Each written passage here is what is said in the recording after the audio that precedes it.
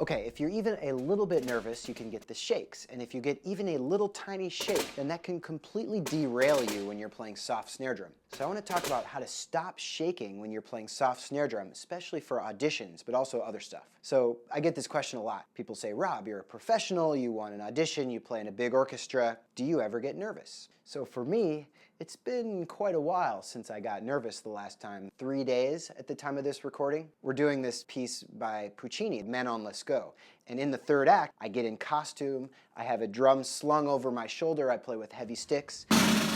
And I wish you could see what I see. I'm on stage hanging out with a bunch of soldiers. Then I step up on the staircase. There's a stage manager who gives me a cue, and then I have exactly 22 measures to walk up this flight of stairs, take a right, go to the edge of this boat. Below me, I see the entire orchestra looking up at me. And then you see the entire audience, 4,000 people, all staring at you.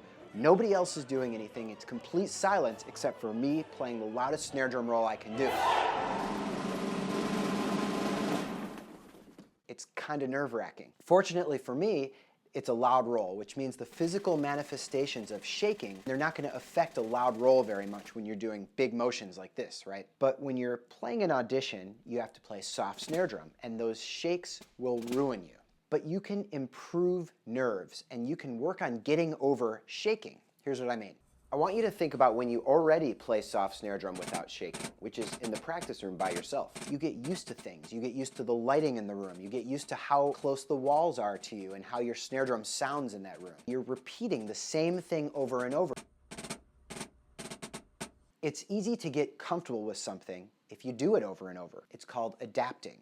Think about learning how to drive a car. If you've ever broken your arm, the one you use to brush your teeth, and you have to use the other arm, you have to think about every single motion. The first time you do it, it feels so weird. The second time, it still feels weird, but you kind of know what to expect. The third time, it's starting to get a little routine. You know what you're going to do first. You don't have to figure it out as you're going. The equation is one awkward thing multiplied by many repetitions equals one easy thing. Right? So here's a better way to think of it. You're not trying to get comfortable with soft snare drum exactly. You're trying to get comfortable with soft snare drum in the context of an audition. There's a whole bunch of surrounding actions to the actual playing. So you have to figure out what those actions are. What are the other things that you're going to have to do or experience at an audition that you really should be more comfortable with? So start to identify those actions and practice them. Anything you're scared of experiencing is something you should force yourself to get comfortable with by repeating it over and over. As soon as you start making that stuff part of your routine, you're going to start adapting to them. And adapting is going to make you feel more comfortable with them, which is going to remove that doubt, avoid the nerves, and eventually do what we want it to do, which is get rid of the shaking. So one thing you can practice is literally by yourself in the practice room. You play something, and instead of just repeating it, just do this. Take your sticks, put them down on the ground, pick them back up, set, and play. Another thing you can do is walk out into the hallway with your instrument and your sticks, sit down on the ground, stand up, pick them back up again, go in, and play. You're going to learn so much from doing this. Your arms are going to feel so different after you've had to carry your instrument around. You're going to start getting used to the experience of picking up your sticks, setting them, figuring out the exact set of motions that your sticks have to go through right before you play, and then starting. It's that routine that's going to start making you feel so comfortable and adapting to the feeling of playing soft drum. The Mac Daddy of practicing for a real audition experience is, of course, the mock audition, where you go through the realistic experience of someone listening to you. You can use a screen, somebody else picks your excerpts for you.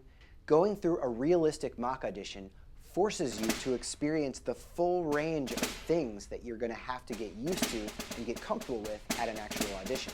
If you're not practicing like this, then you're not really practicing for an audition. And if you get to the audition day and any one of those pieces, those actions along the chain feels uncomfortable, you're going to start having that doubt creep back in, which is going to cause nerves, and that is going to cause shaking. For all my successful auditions that I've done, I have prepared by doing 6 weeks of daily mock auditions. That's 42 mock auditions. Every day I have somebody different listening to me. I do different rounds and orders of excerpts that other people are picking for me. So in every mock I add the element of stress training. It's where I intentionally give myself stress in order to make myself uncomfortable. Making myself shake by doing different types of stressful things every single time helps me to adapt to it. Remember our equation. So to help you with your mocks, I made a cheat sheet of 20 stressful things that you can do right before your mock audition in order to train yourself to get more comfortable with stress. You can download that at robnopper.com/stress. Thanks for watching.